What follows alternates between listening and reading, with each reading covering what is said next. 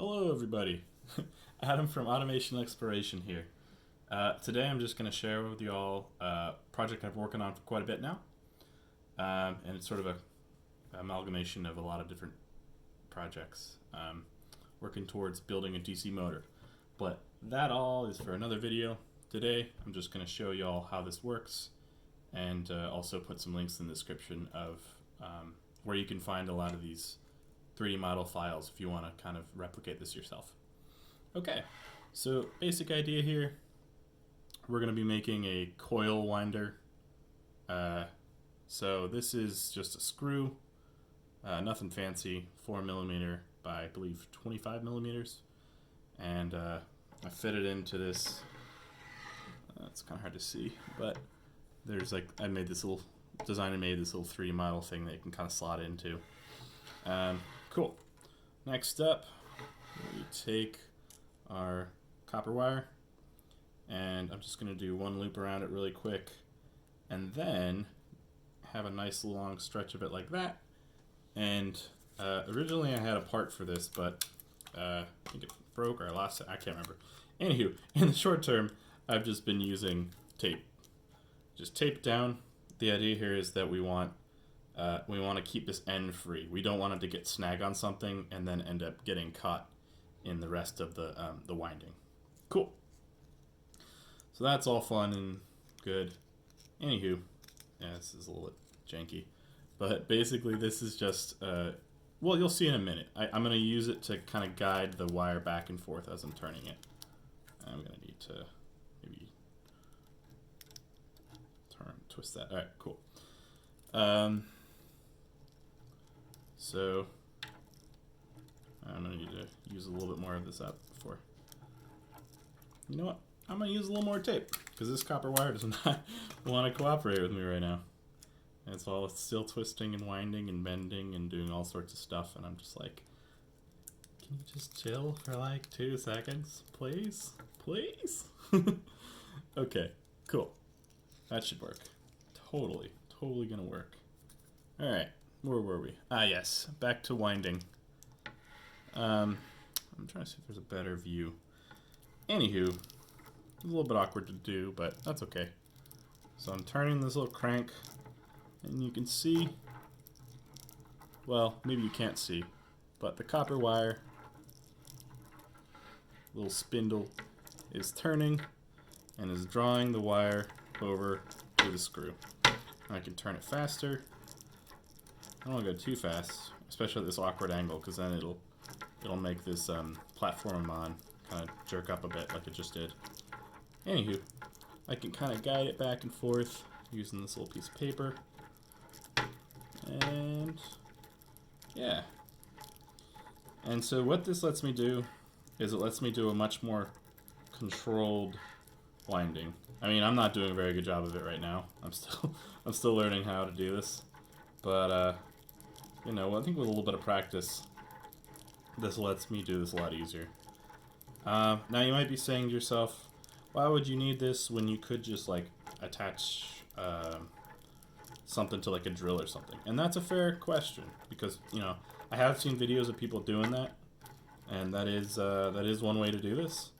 I tried that myself and did not have as much success, and I kind of just wanted to kind of experiment and try a different way to do it. So this is the result, and anywho, you know, it's still kind of slow, but it's a lot better than hand winding it, to be honest, because all I have to do is just turn this crank instead of having to like wind my hand over and over and over and over and over again, right? That's a whole thing. Also, eventually I can, you know, put like a motor here and turn the crank, or even get rid of the crank entirely and just put a motor on the shaft and just turn the shaft. So I can eventually automate this completely, which would be really cool. Anyways, so let me see if I can get this closer to the camera. So like here's where I'm at right now. Not the most beautiful or aesthetic looking little electromagnet rather, words are hard, but it's coming along, and you know, it's doing the job. So some other thoughts for, I guess, like improvements and stuff. Um, I had some ideas on how to, kind of replace this piece of paper that I used to guide it back and forth with some automatic way to do that.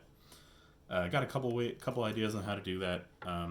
This whole like shaft thing is part like the beginning of one idea I had on how to do that, but I still haven't quite finished that yet. At first, I was thinking I might do like a what is the word? Like a crankshaft kind of thing, where it kind of goes back and forth. Is piston? I don't know. Still learning a lot of these words, but yeah. But I've since sort of pivoted from that a little bit, in that I think that might be a little bit too constricting, because it's sort of like you kind of have to design the thing to match perfectly the length of the electromagnet you want to make. And I want this to be more generalized. I want to be able to have like bigger, like longer or shorter screws or other shafts and stuff that I could turn into electromagnets potentially. And so I'm looking into ways to do that. Another thought for consideration would be to have like some way to count how many turns that you've done, and that way you could more easily make like electromagnets that have the same number of turns, right? Because that's one of the goals of this whole thing, is to make the whole process more manageable and more like automatable, and also just like more controlled. So that might be what I go for first. That seems like an easier way to go, and so I'll hopefully share updates rather on that in the near future. But yeah, other than that, there it is. I'll be putting links to the base plate and the little base plate connectors. These you just sorry. Right now I just have it so that you put a screw in, and then on the top you put a nut in, and you just attach it that way. It's not ideal, but it works for now. Does what I want it to do, and it keeps these base plates connected, so that you can mount different attachments too. So those are the two that I have up on Thingiverse right now, and I'm working on getting the rest of them up on Thingiverse soon, hopefully. But yeah, that's all for today. Let me know if you have any questions, thoughts, concerns, considerations, all the things. Yeah, hope you all have a good day and stay safe, and cheers.